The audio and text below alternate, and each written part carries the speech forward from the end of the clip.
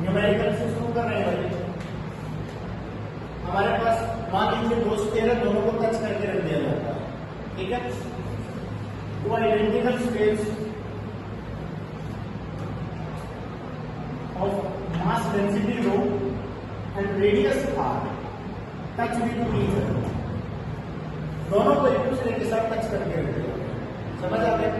आपसे कहा जाता है, एक 1 मार्क्स में पूछा जाता है, F is directly inversely proportional to R square, F is inversely proportional to R cube, F is directly proportional to R square and F is directly proportional to R raised to power। कौन सा answer ठीक होगा? 1, 2, 3 and 4। ये कहता है कि दो identical sphere हैं, दोनों के रेडियस आर, आइडेंटिकल मतलब एक जैसे, दोनों की डेंसिटी रेडियस वगैरह सब कुछ सेम है, टच भी ईच अदर, दोनों को एक दूसरे के साथ टच करके रख दिया गया। न्यूटन्स लॉ ऑफ ग्रेविटेशन आप लगाते हो तो कौन सा आंसर होगा? फर्स्ट, सेकंड, थर्ड और फोर्थ? बोलिए। फर्स्ट, यहां से आंसर आया, फर्स्ट ठीक होगा।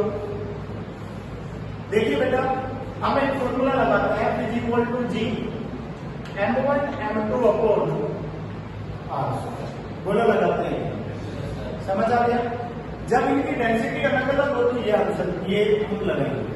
मैंने कहा बेटा मास होता है डेंसिटी मल्टीप्लाई बाय वॉल्यूम। बोलो बड़ा हुआ है, क्योंकि density is equal to mass upon volume. अगर यहां से मैं मास निकालूंगा तो डेंसिटी मल्टीप्लाई बाय क्या लिखूंगा? 4/3 pi r cube, radius small r लिख दिया मैंने। अब दोनों का मास क्या है? सेम है, मैं ये वैल्यू यहां पुट कर रहा हूं। देन ध्यान से समझ रहा है, इज इक्वल टू जी क्या हो जाएगा बेटा? यहां rho into 4/3 pi r cube, again mass लिखेंगे, rho into 4/3 pi r cube हो गया, अपॉन क्या है? r square. हमारे पास क्या आ गया? G rho square 16/9 pi square, r cube r की power 6 upon r square, r की पावर। ये सारे क्या है? कांस्टेंट है। F is directly proportional to क्या हो गया? r raise to power. मेरी बात समझ आई? 1 मार्क्स या 2 मार्क्स में निकलवा दिया जाता है। जैसे इस गुड़िया के आंसर में F is inversely proportional to r square, ज्यादातर बच्चे ये निकाल के लिख देते हैं, यही फॉर्मूला डायरेक्ट अप्लाई करते हैं और लिख के आ जाते हैं। कॉन्सेप्चुअल है, थोड़ा अलग तरीके से पूछा जाता है, इसलिए इसका आंसर भी थोड़ा डिफरेंट आता है, बच्चे गड़बड़ करते हैं। समझ आ गया? हो गया? पॉइंट क्लियर है? चलो अब आगे बढ़ते हैं।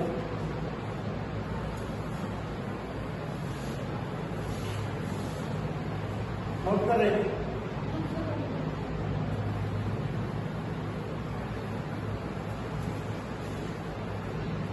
न्यूटन्स लॉ ऑफ ग्रेविटेशन हो गया। न्यूटन्स लॉ ऑफ ग्रेविटेशन में हम ग्रेविटी पढ़ेंगे। अगला टॉपिक हमारा क्या है? Gravity.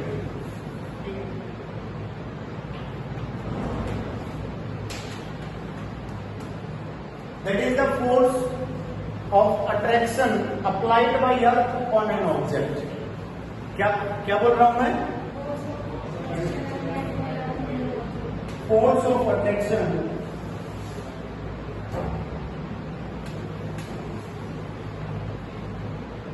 applied by Earth on an object।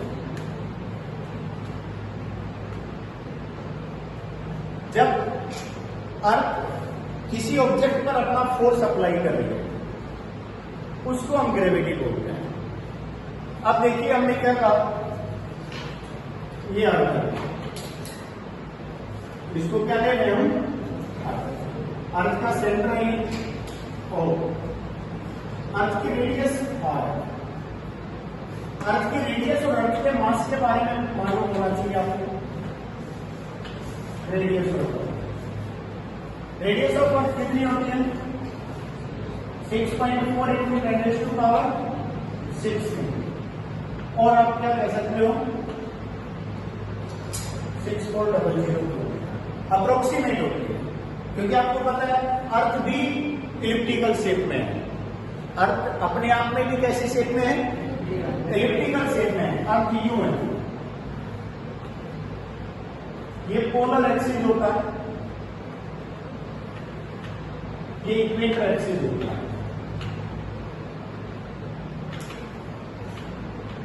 समझ आ गया? यहां देखेंगे तो आप ये कहेंगे कि लगभग 6400 से थोड़ी सी कम, 10-15 किलोमीटर कम होती है। यहाँ 6400 से 21 किलोमीटर ज्यादा होती है। अगर इस रेडियस की बात करेंगे तो ये होती है 6421 किलोमीटर। मेरी बात समझ गए? एवरेज अप्रोक्सीमेट हमने सर्कुलर माना और रेडियस बता दिया 6400। यहां तक समझ आ गया? एक इसके मास की बात करते हैं। मास होता है 6.01 × 10⁻24 किलोग्राम। ये इसका मास अप्रोक्सीमेट मास जो हमने मेजर किया है। यहां समझ आ गया सभी को? यहां पॉइंट क्लियर है? तो ये पॉइंट हमें मालूम होने चाहिए। अब हम ये कह रहे हैं कि ये अपने आप में इसका मास जो है वो m है। आपने एक ऑब्जेक्ट को याद रखा जिसका मास स्मॉल m है। जिसका मास क्या है? Small m। या आपने कह दिया कि मैं इसको टच करके रख देता हूं इसके सरफेस पर। समझ आ गया? मैं कहता हूं force between earth and object. बोलो कहेंगे कि नहीं? हम इस फोर्स को क्या बताएंगे? G, mass of earth, mass of object upon distance square. अब इनके बीच में डिस्टेंस क्या है? रेडियस है। मैं सरफेस पर खड़ा हूं, मेरी हाइट के ये जो डिस्टेंस है 1-2 मीटर 6400 किलोमीटर के रेस्पेक्ट में कुछ भी नहीं होता। फॉर एग्जाम्पल हम नेगलेक्ट करते हैं कुछ चीजों को।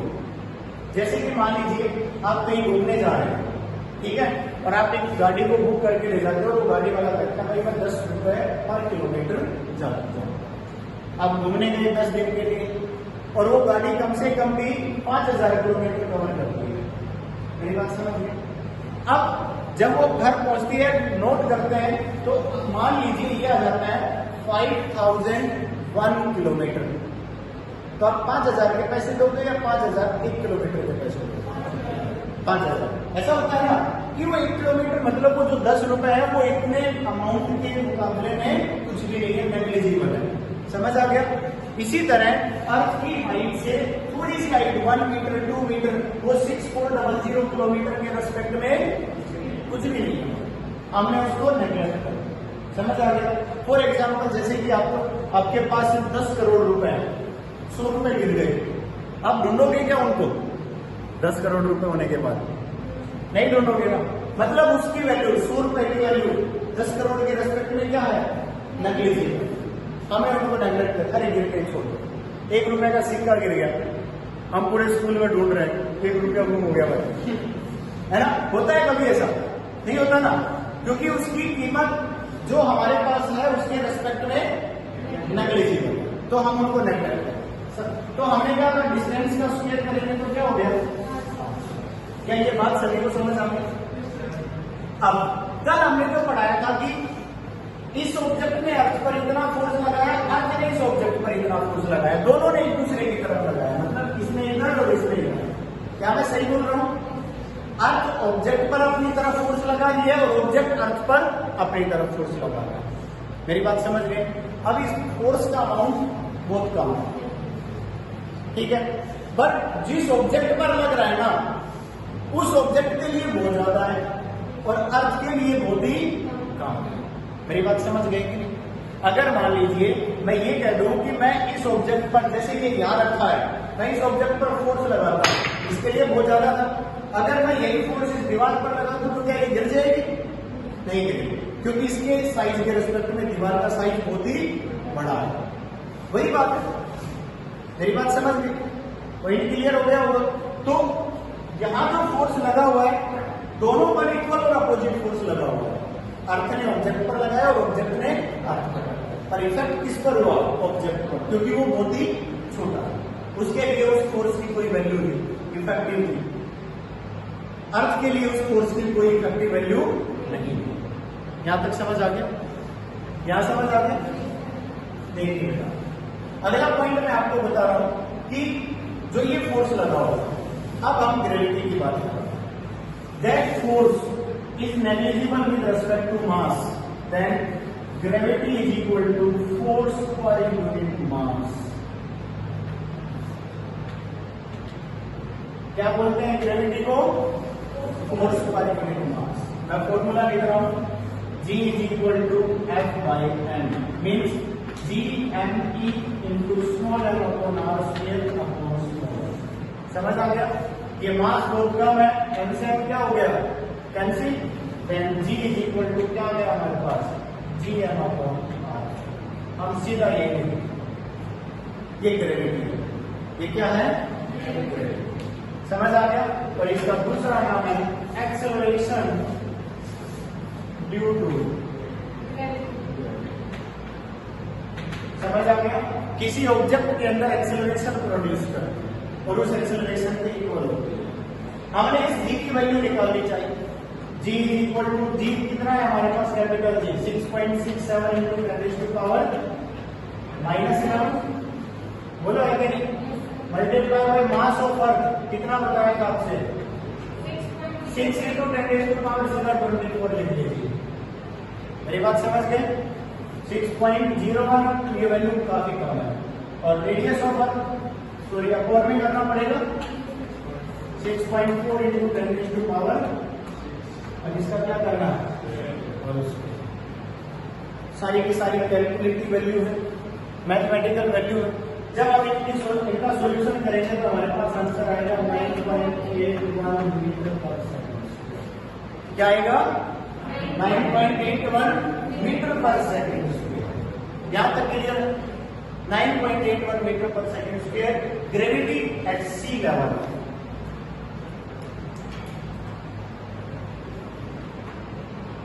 समझ आ गया? सी लेवल पर ग्रेविटी की वैल्यू क्या होती है?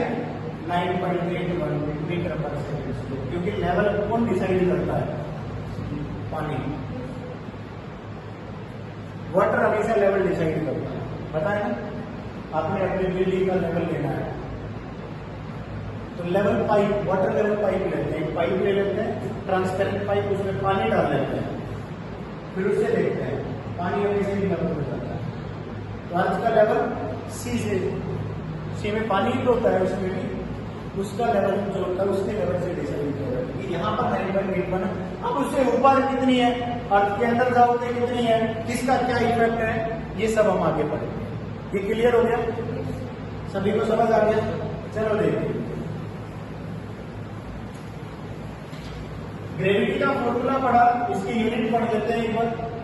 हमने लिखा G equal to G M upon, और इसको क्या लिखा था? F by m। बोलो लिखा था। फोर्स क्या होता है? Newton, m mass, newton per kilogram. काफी जगह पर लिखी जाती है newton per kilogram. But gravity की यूनिट हमारे दिमाग में क्या होती है? हमने इसको क्या बोला था? Acceleration due to gravity. जो यूनिट एक्सेलरेशन की होती है वही किसकी होती है? वही ग्रेविटी की होती है। समझ आ गया? इसलिए इसको न्यूटन पर किलोग्राम कोई भी याद नहीं रखता। एक शायद अगली बार ऐसे 1 में क्वेश्चन पूछा गया था इसी तरह का कि विच क्वांटिटी है, दो यूनिट अलग अलग लिखी गई, Newton per kilogram and metre per second square. ये एग्जाम्पल है। एक ऐसी कौन सी क्वांटिटी है जिसकी यूनिट ये दोनों होती है? मेरी बात समझ में?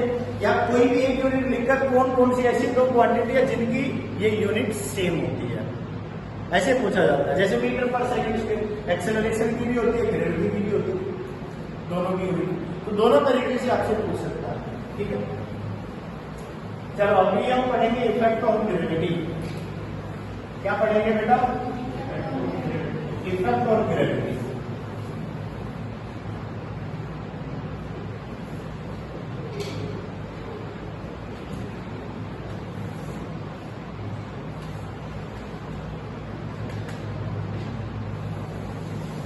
काफी सारे अलग अलग इफेक्ट हैं।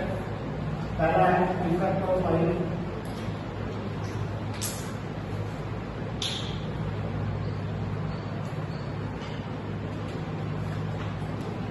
इफेक्ट ऑफ ऑयल बेटा पढ़ाई पे ध्यान दे, तो इससे ये भी ठीक रहेगा और मेरे लिए ज़्यादा ठीक रहेगा।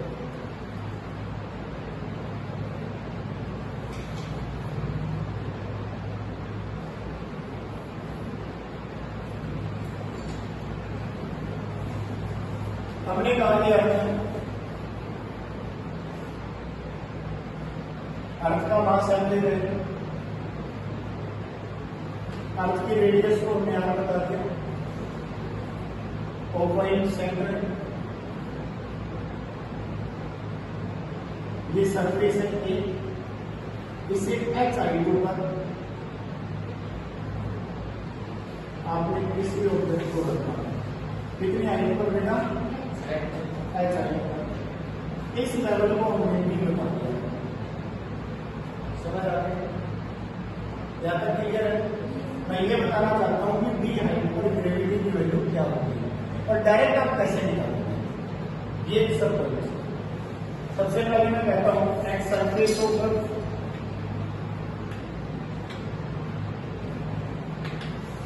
सरफेस ऑफ अर्थ पर देखते हैं तो जी इज इक्वल टू क्या लिखा जाएगा, GM upon equation number first. Clear? ये तो ग्रेविटी है सरफेस ऑफ अर्थ पर जो 9.8 लेते हो at height H from surface, height कहां से ले रखी है, सरफेस से, जी एच इंटू पता चल जाएगा हमें, जी एच, इस पॉइंट पर जो ग्रेविटी मानी है आपने उसको जी एच बोल दिया, G H is equal to क्या होगा बेटा, कैपिटल जी मास ऑफ अर्थ रहेगा। अरे फॉर्मूले में ये क्या है, मास ऑफ अर्थ है ना, तो ये थोड़ी बदले आपने चेंज करने से, जगह बदलने से मास नहीं बदलता, कभी भी एम अपॉन गैप, बिल्कुल सही है, आर प्लस और इसका, मेरी बात समझ गई? क्योंकि ये हाइट यहां तक है तो इनके बीच का गैप लेना है, इनके बीच का गैप लेंगे तो ये radius plus I R plus x. अब हम सोच रहे हैं तो डायरेक्ट ही हो जाता है, इसकी डायरेक्ट वैल्यू नहीं बता पाओगे, तो उसके लिए हम एक रिलेशन निकालेंगे, इस इक्वेशन को मैंने इक्वेशन नंबर सेकंड बोल दिया, ठीक है? ध्यान से देखना, G H is equal to, यहां से मैं आर कॉमन ले रहा हूं, क्या कॉमन ले रहा हूं, आर कॉमन लेंगे तो क्या हो जाएगा, 1 प्लस, सही है? फिर देख लो ध्यान,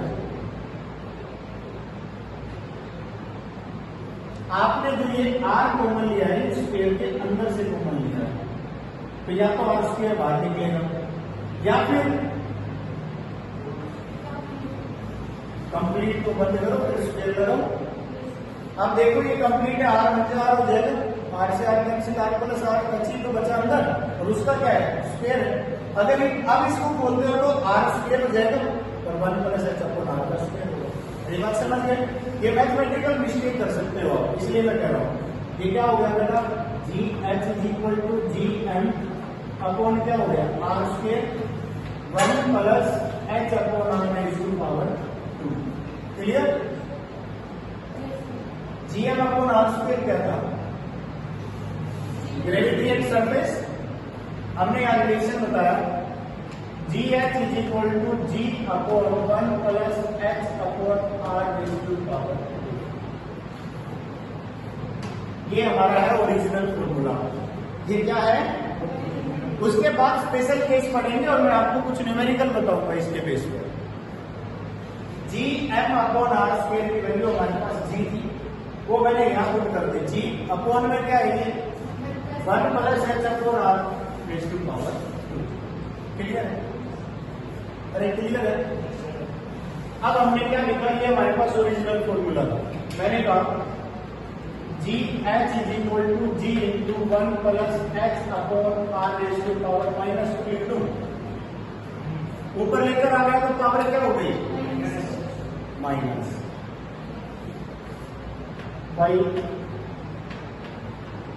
binomial expense.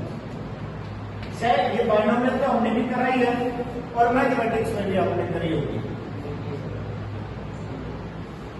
1 plus X raise to power n, 1 plus N X upon 1 factorial plus n into n minus 1 X square upon 2 factorial plus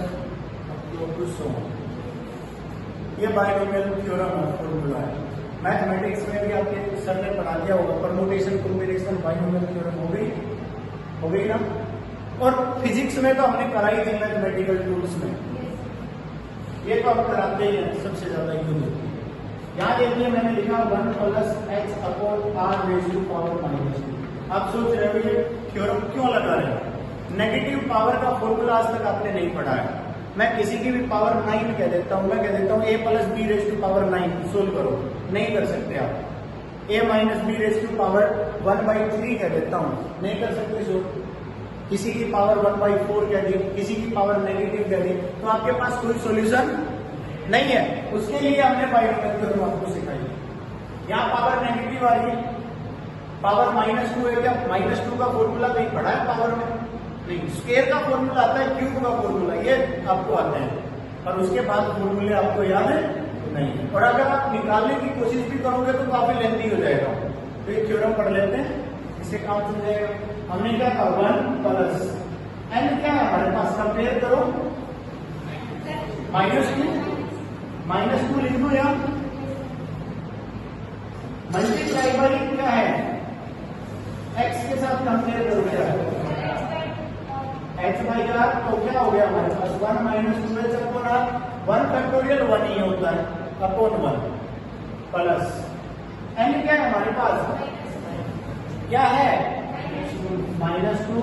n -1 करेंगे तो क्या हो जाएगा, x स्क्वायर करेंगे तो क्या हो जाएगा, बिल्कुल सही है, x square upon R square, बोलो अपॉन 2 फैक्टोरियल, 2 फैक्टोरियल होता है 2 into 1, समझ गए। प्लस डॉट डॉट करके लिख दिया। Here h is less than r, h is less than. इसका मतलब आपको ये बताना चाहता हूं कि हाइट आपने अर्थ की रेडियस के रेस्पेक्ट में बहुत कम ले रखी है। क्या बोला है मैंने, हाइट आपने अर्थ की रेडियस के रेस्पेक्ट में बहुत कम ले रखी। मतलब आपने क्या किया कि भाई अर्थ की सरफेस से 100 मीटर ऊपर या अर्थ के सरफेस से 1 किलोमीटर ऊपर आप बताइए ग्रेविटी क्या होगी। यहां से आप 20 किलोमीटर ऊपर बताइए कि ग्रेविटी क्या होगी। भाई वो 6400 किलोमीटर देना, उसके रेस्पेक्ट में 10, 20, 50 किलोमीटर की कोई range means we neglect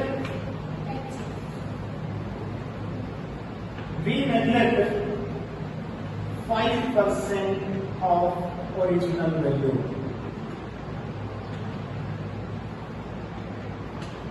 original value के 5% तक की वैल्यू को हम क्या कर देते हैं, नेग्लेक्ट कर देते हैं। जैसे कि मैं आपको ये बताना चाहता हूं अर्थ की रेडियस कितनी है, 6400 किलोमीटर, इसका 5% निकाल दो, कितना आ गया 320 किलोमीटर। अप्रोक्सीमेट लिख लो, अब मैं लिख दूंगा आगे, कोई बात नहीं, फॉर्मूला पूरा करा देता हूं, फिर मैं लिख दूंगा लगभग 300 किलोमीटर तक की, 350 400 किलोमीटर तक की रेंज दी आ जाए तो भी हम हाइट को क्या करेंगे, नेग्लेक्ट करेंगे। मेरी बात समझ आई मैं क्या बोल रहा हूँ? 300-400 किलोमीटर तक की हाइट दे दी जाती है, पूछी जाती है, इतनी हाइट पर ग्रेविटी को पूछा जाता है, तो भी हम उसको क्या कर देंगे, उसके बाद की जो है वहां पर नेग्लेक्ट। मेरी बात समझ आई क्या? पॉइंट क्लियर हो गया क्या बताया जा रहा है? सभी को समझ आ गया? तो ध्यान से देखिए,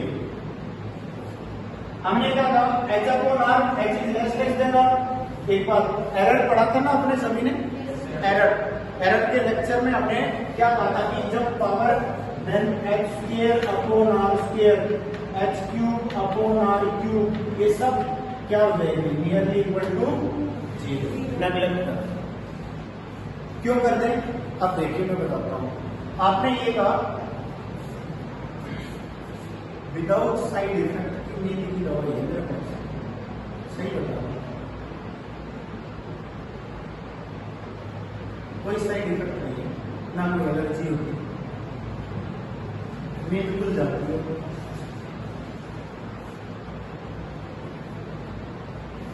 अगर मान लीजिए आप कहिएगा हमारे पास कोई वैल्यू है बेटा 0.00347 ये है, मैं कहता हूं आप इसका स्केल कर दो, तो जो स्केल करोगे वो वैल्यू इससे बड़ी आएगी या छोटी आएगी? छोटी आएगी। कितने डेसिमल है ये? स्केल करोगे तो कितने डेसिमल पहुंच जाएंगे? छोटी होगी वैल्यू। अरे 0.1 बड़ा है या 0.01? 0.1 बड़ा है और इसका स्केल करोगे तो 0.01 आएगा। छोटी वैल्यू है अपने आप में पहले ही। आपने कहा x is less than r, तो उसमें क्या हो गया? h upon r is very small हो गया। अरे h अपॉन r छोटा हो गया कि नहीं हो गया? मेरी बात समझ गए? और अब अगर आपने उसका स्क्वायर किया, क्यूब किया, वो तो और भी ज्यादा छोटा हो गया। मतलब वो वैल्यू तो पहले ही 5 डेसिमल में नहीं, स्केल करते 10 डेसिमल में पहुंच गई। उसका क्या करोगे? अब उसको क्या कर दिया हमने? नेगलेक्ट। मतलब जो हायर पावर है ना इससे आगे, आपको पता है अगले में क्यूब होगा, उससे अगले में x की पावर 4 आएगी, वो तो आगे तो और भी ज्यादा छोटी होती चली जाएगी। उन सबको हमने नेगलेक्ट कर दिया। हमारे पास क्या आ गया? 1 plus h upon r raise to power -2 is equal to 1 minus 2h upon आ गया? अरे आ गया कि नहीं? कोई प्रॉब्लम है? किसी को कोई प्रॉब्लम नहीं है? हमारे पास एक नया फॉर्मूला आ गया, मैं बता देता हूं। Here we neglect या we take h upon r is very very small when h is less or equal to 350 kilometre something. अगर h की वैल्यू 350 के इक्वल है या उससे छोटी है तो हम क्या करेंगे? x को क्या लेंगे बेटा? Very very small. Then gravity g h is equal to g into 1 minus 2h और हम फॉर्मूला क्या लगाएंगे? 1 माइनस 2h। काफी सारी जो बहुत अच्छी बुक्स हैं उसमें बताया हुआ है हम 8-10% तक भी नेगलेक्ट कर लेते हैं। कितने परसेंट तक बेटा?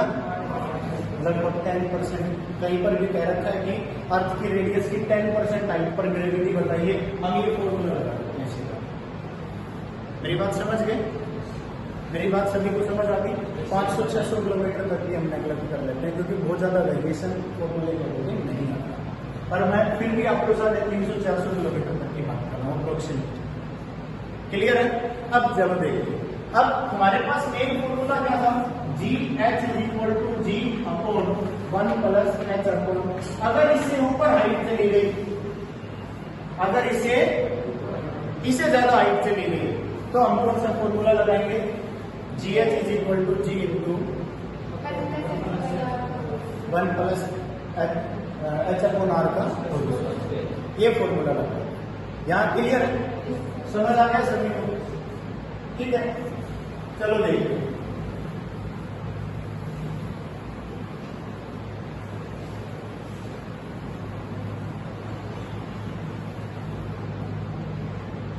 अभी मैं आपको ये बता रहा हूं,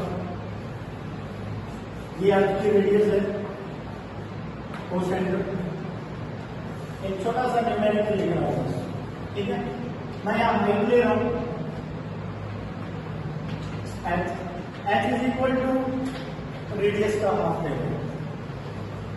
समझ गए? What is the value of gravity? G h पता। हमें सबसे ज्यादा याद रहने वाला formula g H is equal to ji into 1 minus 2h upon r. अभी लिखा था हमने। हम क्या करते हैं? h की जगह r/2 पुट कर लेते हैं। g into 1 minus 2 into r/2 upon are. 1 minus 1 क्या हो गया? हम कह देते हैं कि आपकी रेडियस, आधी रेडियस की हाइट पर जाएंगे तो ग्रेविटी क्या हो जाएगी? जो कि गलत है।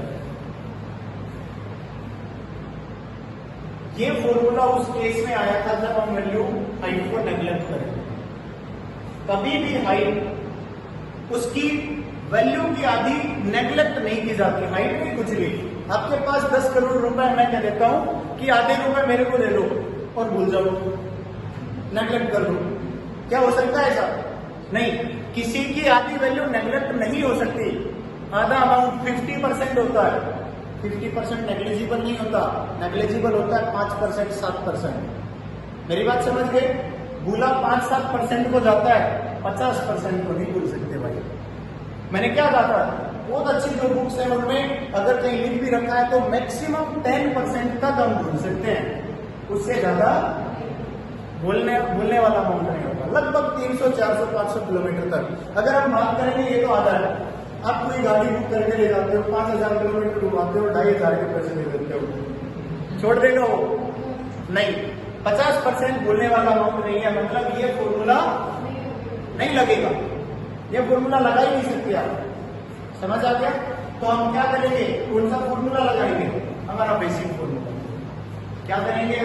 जी H is equal to ji upon 1 plus r/2 और इसका आपसे आर कैंसिल। 1 प्लस 1/2 क्या हो गया? 3/2। 3/2 का स्क्वायर क्या होता है? 9/4। G H is equal to ji upon 9/4। 4 ऊपर चला गया। जी की वैल्यू आपको मालूम है 9.8, आंसर आ जाएगा मेरे। समझ आ गया? तो इस तरह के क्वेश्चन आपसे पूछे जाएंगे। आपसे ये कहा जाएगा at what height gravity will be decrease by 25%। Gravity कितनी डिक्रीज हो जाती है? 25% डिक्रीज हो जाती है। तो आपने हाइट बतानी है, तो कैसे निकालोगे? ग्रेविटी बिकम्स हाफ हो जाए, 25% डिक्रीज हो जाए। और यहीं पर एक और पूछा जा सकता है, what is the change in gravity? Percentage change in gravity. What is percentage change in gravity? Percentage change in gravity का फॉर्मूला पता है क्या होता है? G dash minus g upon g multiply by 100, जिसको क्या कहा जाता है? Del g upon g multiply by 100। मेरी बात समझ गई? मेरी बात समझ आ गई?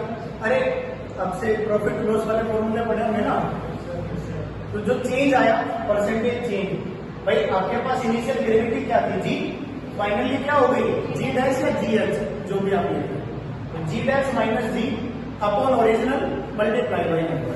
जैसे कि यहां आपसे पूछा जाए what is percentage change in gravity, इस केस में आपकी ग्रेविटी में कितना चेंज आया, तो क्या लिखेंगे भाई? Final gravity 4g upon 9 minus g upon g multiply by 100। कितना आ जाएगा ये? 5/9। जी से जी कैंसिल हो जाएगा, मल्टीप्लाई बाई क्या हो गया? नेगेटिव साइन का मतलब है decrease in gravity. Negative sign का मतलब क्या है? Decrease in gravity. समझ आ जाएगा सभी? कोई प्रॉब्लम है? और भी टिपिकल पूछे तो भी इसी तरह के क्वेश्चन पूछे जाएंगे परसेंटेज वगैरह के। समझ आ गया? कर लोगे? तो इसके जो भी आप देखना, आप अपनी बुक खोलोगे, बुक खरीदी आप सभी